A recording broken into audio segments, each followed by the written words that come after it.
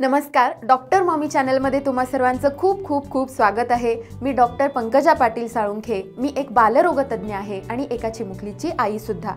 या चॅनलवरती आपण आई आणि मुलं किंवा बालक यांच्या वेगवेगळ्या आरोग्यविषयक समस्या आणि त्यावरील उपाय घेऊन येत असतो।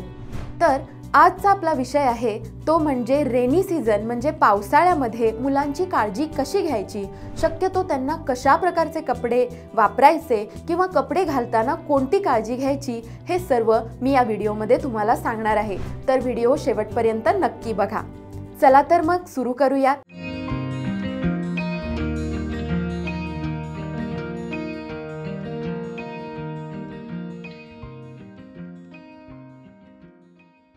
आता उन्हाळा तर सरला, पण आला आहे पावसाळा। उन्हाळ्यामध्ये आपल्याला खूप काही टेन्शन होतं। मुलांना डिहायड्रेशन तर होत नाहीये ना, वेगवेगळे त्यांचे स्किनचे प्रॉब्लेम्स। परंतु हा उन्हाळा संपला तसा पावसाची चाहूल लागली। आपल्याला तर आनंद होतच आहे, पण पावसाळा त्याच्यासोबत घेऊन येतो वेगवेगळे आजार। अगदी रेस्पिरेटरी ट्रॅक इन्फेक्शन म्हणजे श्वसनाचे आजार होऊ शकतात। तसेच GIT म्हणजेच डायरिया, लूज मोशन्स यासारखे आजार होऊ शकतात। तसेच त्वचेचे वेगवेगळे इन्फेक्शन ही या कालावधीमध्ये जास्त होतात। पावसाळ्यामध्ये विषाणू म्हणजे व्हायरसेस, बॅक्टेरिया यांचा प्रादुर्भाव खूप वाढतो। तसेच फंगल इन्फेक्शन सुद्धा वाढत असतं। पण या सगळ्यापासून आपल्या बाळांना प्रोटेक्ट करण्यासाठी, या सर्व आजारांपासून प्रिव्हेंशन होण्यासाठी आपण काय करू शकतो, इस्पेशली कपड्यांच्या बाबतीत, ते मी तुम्हाला सांगणार आहे। तर पहिला मुद्दा आहे की आपण पावसाळ्यामध्ये मुलांना कोणत्या प्रकारचे कपडे वापरायला हवेत। तर शक्यतो ब्रीदेबल कॉटनचे कपडे आपण मुलांना वापरले पाहिजेत। आणि हे कपडे वापरत असताना शक्यतो फुल स्लीव्हचा वापर करा, कारण पावसाळ्यामध्ये तुम्हाला तर माहीत आहे मच्छर म्हणजे मॉस्किटोंचा खूप जास्त प्रादुर्भाव होतो आणि यामुळे mosquito borne infections, dengue, malaria यासारखे आजार होऊ शकतात। यापासून बचाव करण्यासाठी आपण मुलांना शक्यतो फुल स्लीव्हचे कपडे वापरायला हवेत। दुसरा मुद्दा म्हणजे जर आपला मुलगा किंवा मुलगी शाळेला जात असेल तर एक गोष्ट आपण आवर्जून केली पाहिजे। आपण त्यांच्या बॅगेमध्ये जशा प्रकारे डब्बा रोज व्यवस्थित देतो त्याचप्रमाणे रेनकोट द्यायला मात्र अजिबात विसरू नका। तिसरा मुद्दा म्हणजे जर आपलं बाळ लहान असेल, नवजात बालक असेल किंवा काही महिन्यांचं बाळ असेल तर मात्र आपण त्या बाळाला काही लेयर्समध्ये, कपड्यांच्या काही लेयर्समध्ये ठेवू शकतो।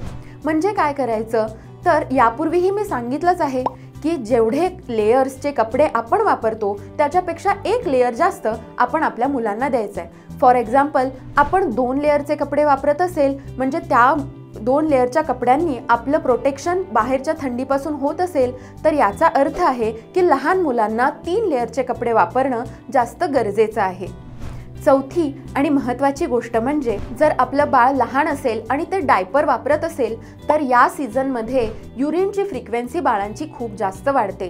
त्याच्यामुळे त्यांना सतत ओलावा लागून वेगवेगळे इन्फेक्शन्सही होऊ शकतात।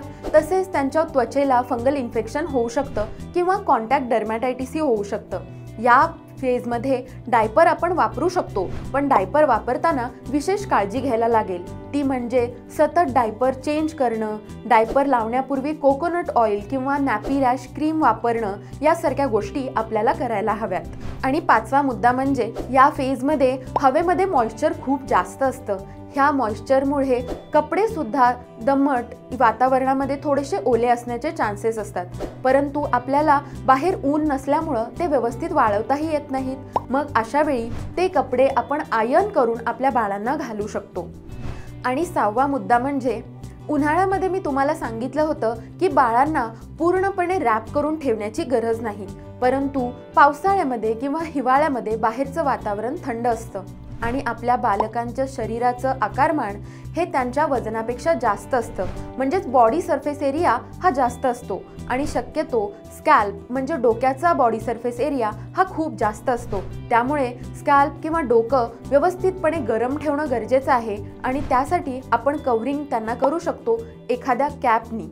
याशिवाय त्यांचे पाय किंवा हातही प्रोटेक्ट केले पाहिजेत। पायांसाठी सॉक्स आणि हातांसाठी मिटन्स बाजारामध्ये उपलब्ध असतात, ते आपण ह्या वातावरणामध्ये वापरू शकतो। अशा प्रकारे पावसाळ्यामध्ये आपण बाळांची काळजी घेतली तर त्यांना होणारे वेगवेगळे आजार यापासून रोखू शकतो। बाळांचे कपडे वापरताना ही काळजी तुम्ही नक्की घ्या. आणि यावरती जर तुम्हाला काही शंका असतील तर तुम्ही कमेंट सेक्शनमध्ये नक्की विचारू शकता. परंतु जर तुम्हाला 1-to-1 कन्सल्टेशन हवं असेल तर तुम्ही या नंबरवरती संपर्क साधा. आणि अशाच हेल्पफुल आणि इन्फॉर्मेटिव्ह व्हिडिओसाठी डॉक्टर मॉमी चॅनलला नक्की सबस्क्राईब करा. धन्यवाद.